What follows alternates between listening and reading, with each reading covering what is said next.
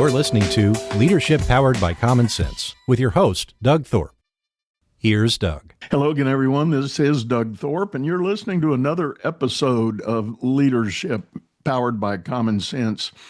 Today, we're going to delve into the realm of brand and culture. Bridging from your brand to your culture and vice versa is a really critical step for all businesses, or truthfully of all sizes. And I have identified a person who is exclusively working in that area, building that bridge and getting it right. So I've had a great time getting to know him and hear his story, and I'm honored to be able to share it with you today. His name is Nader Safinya. Nader, welcome to the show. Thanks, Doug. It's such a pleasure to be here. Thank you so much. So I packed a lot into that intro. So tell me your view of this bridge. Why is that such a critical need to have the right alignment between what you think your brand means and the culture you've got inside your company? Yeah, absolutely. I think you kind of nailed it with that last line there. What you think your brand means and what you've got going on inside your company. The essence of what I do is really trying to help companies ensure that what they say reflects what they actually do. So in essence, making sure that they're being honest about how they present themselves versus how they act. So I myself, there's a couple things that I've noticed in the last few years. This all sort of stemmed from a personal story during 2021, right after the pandemic started and during the year of the Great Recession, as it were. And I mean, the Great Recession, the Great Resignation. I applied to something like 460 jobs. My company was launched in 2019. And by 2021, it was not doing very well. 2020 was a fairly good year, but by 21, Black Ribbit was starting to tank, and I was getting very nervous. And like many others, I started looking for work. I just started looking for some jobs, or whether full-time or temporary or part-time. And, once you pass like the 150 level mark, at that point, it doesn't even matter like what kind of job you're looking for. It's just something to get work so I could pay the bills and so on. Anyway, I applied to over 400 and I got something like, I don't know, I got one interview. I know that much. And I got something like 30 or 40 rejection letters, all of which clearly came from some robot. And the rest was all nothing. I was just ghosted. And I started feeling crazy. I started feeling insane. Like, why is this even happening? Even then, I had a master's degree. I was fairly successful in my own career. I'm educated. I'm able. I'm creative. All the check boxes were being marked off. But, so why wasn't I even getting a meeting? It was crazy to me. And I certainly wasn't alone in this boat. So I just started doing some digging. And I realized that what's happening is that, you have branding agencies, marketing agencies, sales, and even leadership focused primarily, if not exclusively, on the customer experience. And then you have like HR, change management, recruiting, coaching, and so on, focused on the employee experience. And these two sides just never talk. So there's this just huge gap between the employee-employer relationship, between the employee-customer relationship, essentially what's going on outside the company versus what's going on inside the company. And what you read about a company is frankly just not true most of the time. It's not being delivered. The promises that they're making, which is essentially their branding, their messaging, doesn't reflect what's actually happening. And there's a much more fundamental issue going on than just not being able to find work. And there's a reason behind that.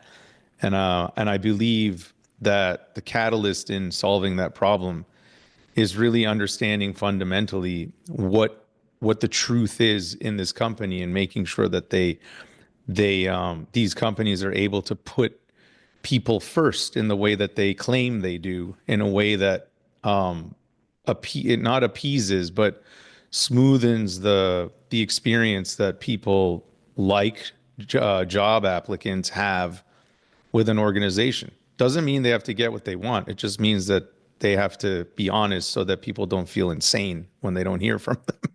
Yeah, yeah. It as you were describing that, it reminds me of the Glassdoor, the website that Yeah. allows current and former employees to kind of rate the businesses they are part of or were with. It's always interesting. They have kind of a notion of a pro and a con about the business. And occasionally, when I read through there, you see these, the brand they're talking about, and you can probably almost quote their brand value statement and or sing the jingle that goes with them or what. But then you start reading some of the comments that employees say about what it's really like to work there, and you go, "Ooh, okay, well, that doesn't work." So, but that's the larger, generally publicly traded companies that end up on a reporting site like that. But I think it permeates the small business world as well. We got the same fundamental problem. You've got an owner visionary that's started out the business and said, we're going to be the next best mousetrap or next best whatever. And they might even write out a manifesto that describes what that's supposed to be, but then they're really not setting the environment for employees that are going to come do the work to really live that out and do the how. How do we do things here? Right. Yeah. Yeah, agreed. The Glassdoor example is spot on. Because back to what we said right in the beginning, I want the Glassdoor reviews and the Google reviews to be the same reviews, like basically to have the same kind of narrative, right? And that's the thing that's interesting. It's often not the case. What's even more interesting is if you actually dig into Glassdoor reviews, like let you focus on one company, for example. Say that company is like 15 years old or 10 years old. Granted, Glassdoor, I don't think Glassdoor is 15 years old, but if you go back far enough, even 5 years old, you can start to see where you can start to see patterns of when there were better reviews and worse reviews for said company. And what's interesting is that no one is forced to write those reviews, right? So people are either compelled in a moment of excitement or enjoyment to write that review. So it's a very glowing positive review, or on the flip side, it's they're compelled for a reason of distraught. They're upset and they're angry or whatever. And so now they write something scathing. It's rare that you'll find something sort of in between. And Yeah. which is interesting. But you'll also notice that the high glowing reviews tend to happen during some sort of leadership change, like some management change, something changed where now people are feeling better or more optimistic, and then they'll drop again because of another change. And sometimes when you go, and I've done this actually, and when you correlate it, leadership may have changed to the point where they increased morale, but the company wasn't necessarily doing better. And then there are other times, and by that I mean they weren't making money. They weren't actually succeeding as a business. It just felt better because for a moment internally there was some sort of encouragement, or what do you want to call it? Like new opportunities came about, and there was this hopeful change, but the company wasn't necessarily doing better. So these little nuances like offer a lot of insight into the breaks between what a customer is experiencing, what the employee is experiencing, how these two even relate to each other. Do they relate to each other? And is the study long enough to know where the changes actually happened, and what's causing the upticks and the drops? And my my opinion and in my experience, it still lies in the you said a moment ago, you'll know what the jingle is, or you can like list off the brand values, but the employee stories aren't necessarily reflecting what you think this place is all about.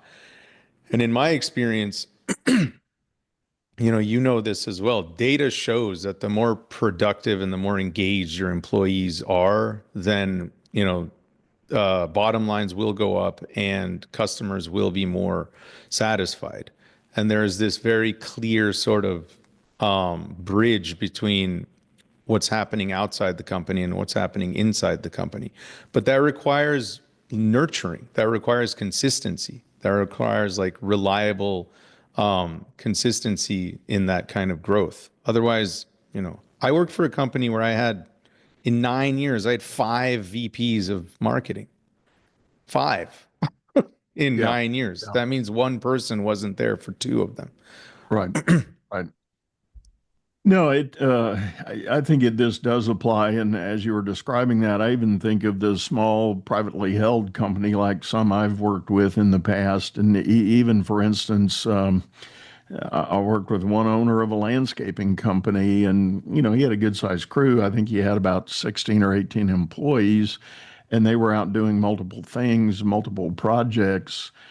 But it most definitely was their level of commitment and excitement about going out on the job was directly related to what happened in the yard early in the morning as they were loading the trucks.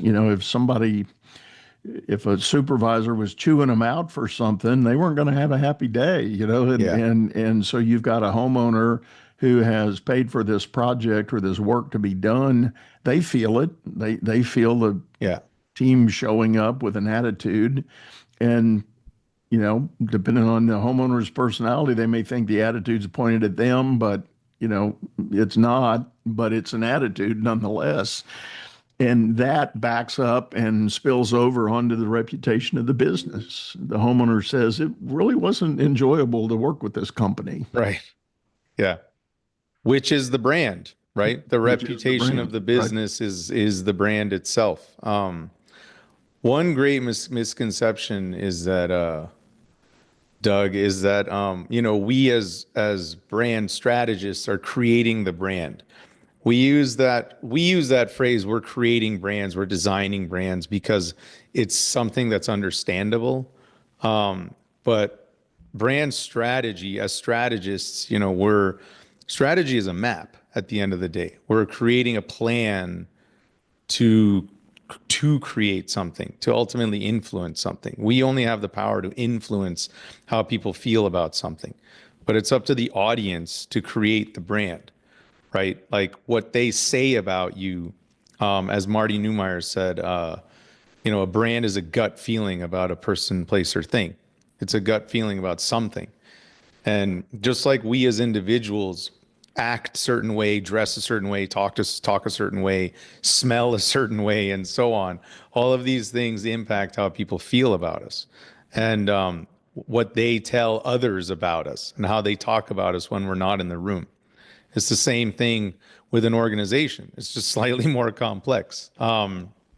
But we only, we only have the ability to come in and really understand what the core purpose of this place is. Like, what is this place all about? Wherein lies their strengths? What is worth amplifying? And when you figure that out, when you figure out that truth, figuring out a way to implant that truth into every single possible touch point and experience that one could ever have with that organization, whether it's, in its marketing, in its the billboards and advertising you see, all the way down through how they hire people, to how they fire people, to how they talk to each other, to how they treat each other, to how they write their job descriptions, to how they write their contracts. It gets real granular. And that's when the brand and the reputation of this place starts becoming a very particular thing in the eyes and hearts of people. So everyone starts having the same experiences. Customers and employees can sit in the same room and talk about the same company in the same way, because they have similar experiences. And I think that's a very cool thing to see. Because that's rare. It's one thing like employees and employees could talk about the same thing and customers might. But to have customers and employees who've never interacted actually talk about the same company in the same way, that's pretty cool. Yeah, very, very powerful stuff. And I've said here before on this show that to me, there should not be a mystery about how an owner or leader is going to contribute to and build a culture that's positive and effective. Because at its core, culture is nothing more than saying, this is how we're going to do things. This is how we're going to treat each other. This is how we're going to talk to each other. This is how we're going to do our meetings. This is how we're going to respond to issues. It's very much about the how. It's not so much about the what, but it's the how. How are we going to live our day by day and transaction by transaction? And when you really understand and work on that how, you can really start to see a culture develop. When you and I were talking in our early meetings, I was telling you the story of the company I know that's a large general contractor. And when I got to meet the owner, I was talking to him one day and I said, talk to me about your company values. And he just said, we do things right. Yeah. And I played devil's advocate and I said, well, that's convenient. That's sure. Everybody wants to say they're doing that. But talk to me about how does that really work? And his quick answer, I'll try to sum it up and be short. He said, in construction, things go wrong. Stuff doesn't get done the way it's supposed to. And inevitably, there's kind of a legacy tradition that buyers of construction services know that cost to fix an error gets plowed into the project somewhere else and you're going to pay for it one way or the other. He said, at my company, no, we don't do that. We eat those costs. If we did it wrong, we're going to eat it. We're going to do it. And our customers know that we're not charging it back to them because I give them the numbers. I give them the report on what happened and what we did about it. And I had the opportunity to walk some job sites with him. And sure enough, as we were walking, people on his teams, even at the lowest level, came up to him and said, we just had a goof over here. We're going to go fix it. Here's what we're going to do. And his attitude was not, oh, damn it, what are you doing wrong? What's wrong with you guys? It was, okay, do we need to talk about what the right fix is going to be? And, everybody was just kind of on autopilot for let's do the right thing. Yeah.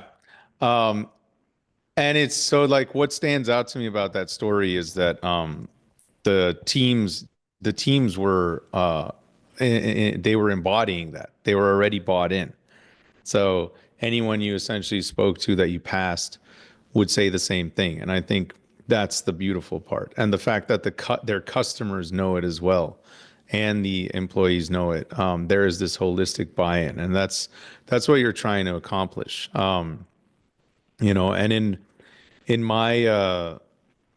my program, which I call the culture branding program, it's very much about that. It's making sure that alignment exists between the inside and the outside of the company. I'm going to bring it back to the job description because I often use that as an analogy. When is the last time you read a job description that actually addresses how that job will impact your quality of life? Probably never. Right. I mean, I haven't read one. I've done a lot of homework on this subject, and I just haven't found one that does that. I've found better and worse job descriptions, sure, but I've also never found one that directly talks about how this job will impact your quality of life. And I understand that a lot of that reticence comes from a little bit of liability, like we don't want to promise something we can't uphold, We're not going to tell you that, this is going to have this impact on your personal quality of life because it might not be true and you might have expectations that will later end up biting us in the butt. So I don't know. But at the same time, if you're creating the whole thing, essence of my program is that when you're creating the program with people in mind, then you don't have to worry about liability because you're creating an environment that is honoring the promises that you make. And not to mention, they don't have to be so specific to the point where you start fearing, suits of liability and so on. Ultimately, you can say things that are honest. For example, this is actually a 50-hour a week job. It's more likely going to be 50 hours than 40 hours. You will have to do some overtime here and there. We are in startup mode, therefore this and that. We will take care of your family when you're doing overtime and you're not so available to be with them at home. Like these kinds of things can be said in ways that are not so, if we don't uphold our promises, we're going to get screwed over. But at least the person who's applying for this job feels good about it. There's a transparency there. And then they're like, okay, I get it. I need this job. I like the company. I like the work that they want me to do, but I also see that they care about what's going on my end. The best companies that are deemed the greatest to work for like the big enterprise ones, for example, Patagonia or like Salesforce or Virgin, they don't do that. I've read their job descriptions. They all sound like, ChatGPT spun them together. It's just interesting to me. That's one of the highest touch points of an organization is their job posts. Yeah. And there's so little care put into it. And as you were describing that, I'm thinking about, down here in my region, our region, we live in the same geography. Southwest Airlines is a big deal, or has been a big deal for a long time. But when you think of it in an evolutionary sense, Southwest is struggling now. All the fun and frivolity they used to represent, and creating a joy in flying because the crews were always really friendly and sometimes entertaining and comical and really kind of lighten the load. That did start at the top. I've had the privilege of knowing and not working directly around him, but I certainly knew about one of the founders, Herb Kelleher. He was on the board at our bank that I worked for, so I had frequent time of seeing him and hearing him speak. And he was a character, but he was a smart business guy too. But he wove together a statement of brand purpose, like, let's go have fun flying this airline. We want to be safe. We want to be as on time as we can be, but let's have a whole lot of fun. And he was kind of like the king of fun. And that permeated the company for decades. Yeah. And they even had an office called the Director of Fun, and I interviewed him a while back. He's now retired, but he was the court jester of the business. Yeah. It was his job to think of these wacky ideas, to go try out and do. So that was kind of an all in, and his job description would be interesting to read because just the nature of the title that went with it. But my point is, in the evolutionary cycles of business, even when you get it right for a time, you got to stay on it. You got to work through it, and you have to try to perpetuate what you can, make the adjustments you need to for either the size and scope that your company has grown into, or how the market has changed. What if your customers have a different attitude about what they want from you now? Yeah. Yeah.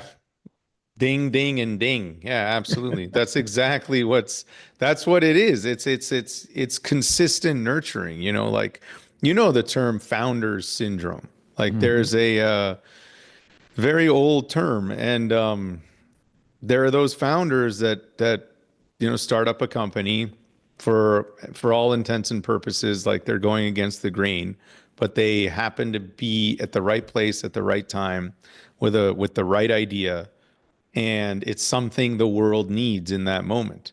And suddenly everything they touch turns to gold, right? And then like right around year 10, year 10, 11, 12, things start to change, things start to slow down. And it's usually because of one of the main things you said, that the market starts changing, right? Their audience starts to change. One of the one of the things I talk about all the time, it's morbid and it's a little bit of dark humor. Uh, Eventually, no matter how you slice it, if you have a old enough company, your customers literally start to die. They start disappearing. So what does that mean? It means they're running out, they're out the door, they're no longer. And if you want to survive, you have to start catering to a whole new type of customer, a whole new personality. And guess what? You also will go at some point. You know the old saying, you're going to exit one way or another. You're either going to go on your side or you're going to leave walking out.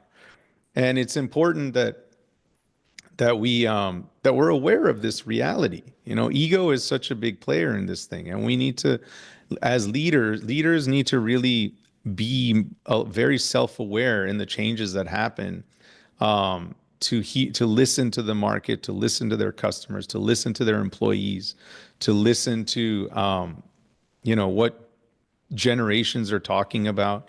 Today, we have the largest generational gap we've ever had in history in the workplace. Right. There's roughly 72 years between the youngest generation and the oldest generation. It's crazy. Yeah. And those two ends just cannot communicate. It's crazy. Right.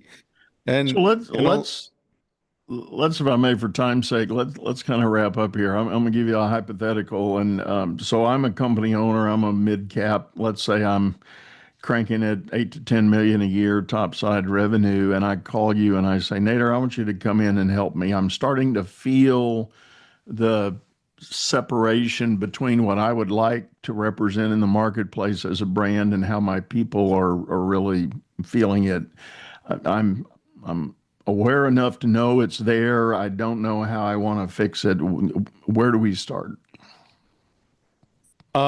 We start with an evaluation. I want to understand how people feel about your organization. I want to understand not just how you and your C-suite, your other leaders feel about your organization. I want to know how everyone in your company does, how your middle managers feel, how their employees feel, how the custodians feel.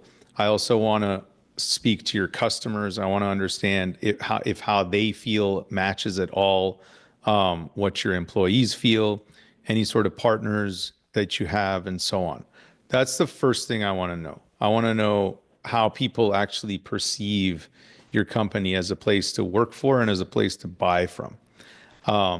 And before we even get started, I mean, the first thing I would ask is, do you know why people would want to buy from your company, or why people would want to work for your company? And then I would double down and ask you, would you work for your company, or would you want to buy from your company? Those questions alone start to uncover a lot of what might be happening right before your eyes that you're not even necessarily seeing.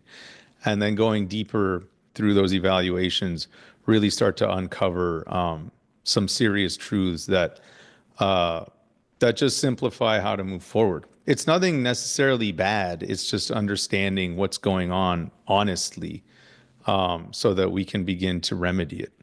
Yeah.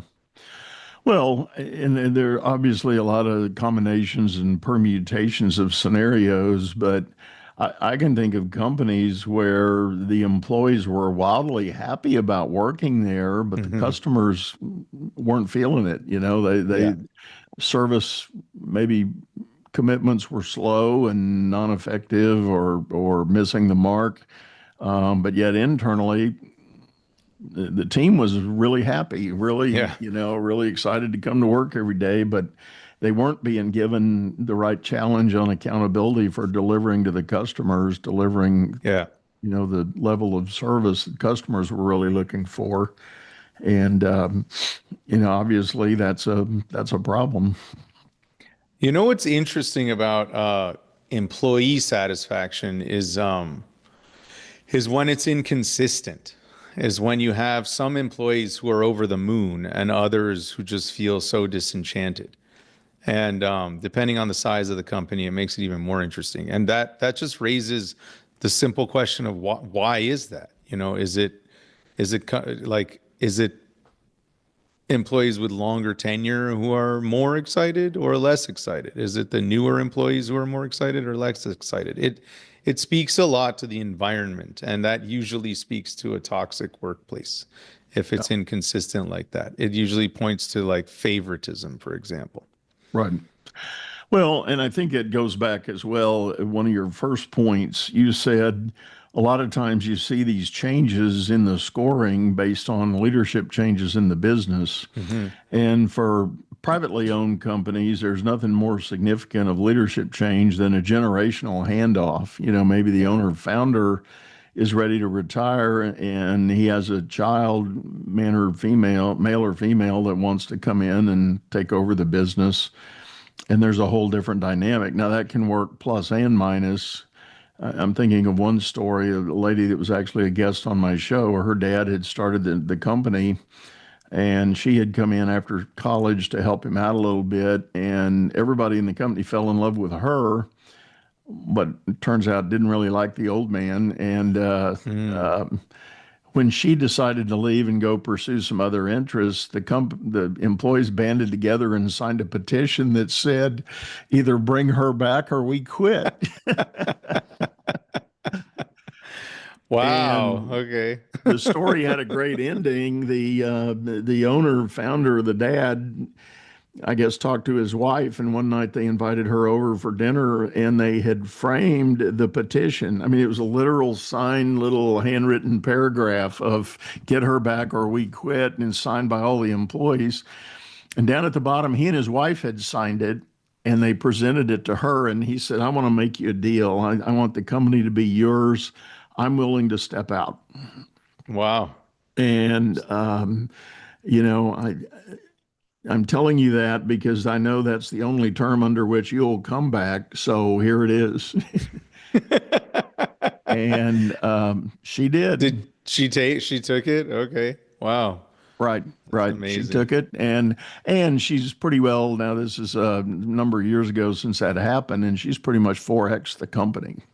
Wow. And That's she's amazing. she's built a bigger team and a more highly engaged team, fulfilling the brand and delivery expectations that customers want. So Do you believe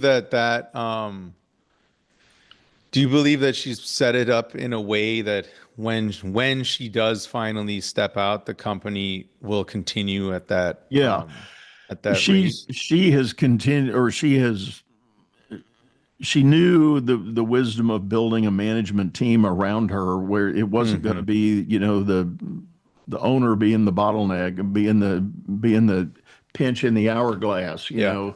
She Right. wasn't going to allow that to happen anymore. So she started building infrastructure with supervisory teams, general manager and all of that to build a platform so that it wasn't all her, it wasn't just on Yeah. her, but it was others on a team building the culture to sustain it.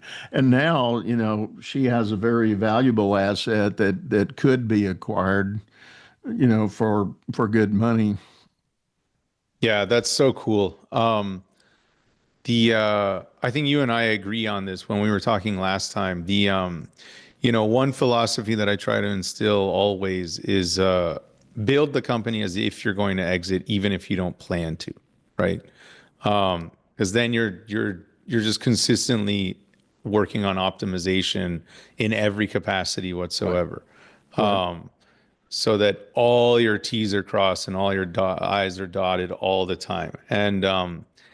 And there are so many stories from my own colleagues included that, they'll help these companies build from the inside out, culture forward, people first kind of mentalities, and they start to thrive. I mean, really just exponentially grow to the point where now the market is bidding on them. They don't even have to go to market. They're just getting the doors knocked down, trying to get acquired. And they're going, well, we're not interested in selling anymore.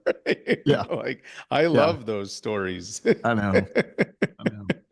Well, Nader, this has been great. I think we're about up on time for this episode. Thank you so much for sharing this. Tell folks the best way to get a hold of you. Absolutely. Thanks, Doug, for having me. The best way to get a hold of me, honestly, is LinkedIn. I'm very active on LinkedIn. Nader Safinya. I'm very easy to find. My website is blackribbit.com if you want to go straight there and see what we're up to. Otherwise, I'm very responsive and quick to get back to you if you come to me on LinkedIn. Thank you so much. Perfect. Well, as always, folks, we will have those links in the show notes so you can get in touch. And I do want to remind you that if you want to reach out to me, my website is dougthorpe.com. Easy to remember. That's Thorpe with an E, THORPE.com. Come over there. And I do like to remind you, we have a video version of this show over on YouTube, a channel by the same name, Leadership Powered by Common Sense. Go over there, check out the archives, and leave us a comment. Let us know if you've got an idea or a topic you'd like us to explore in a future episode. But I think for today, we're going to wrap up, say goodbye, go out there, make it a great day. You've been listening to Leadership Powered by Common Sense, hosted by Doug Thorpe. If you would like to know more about the coaching and advisory services he provides, visit dougthorpe.com.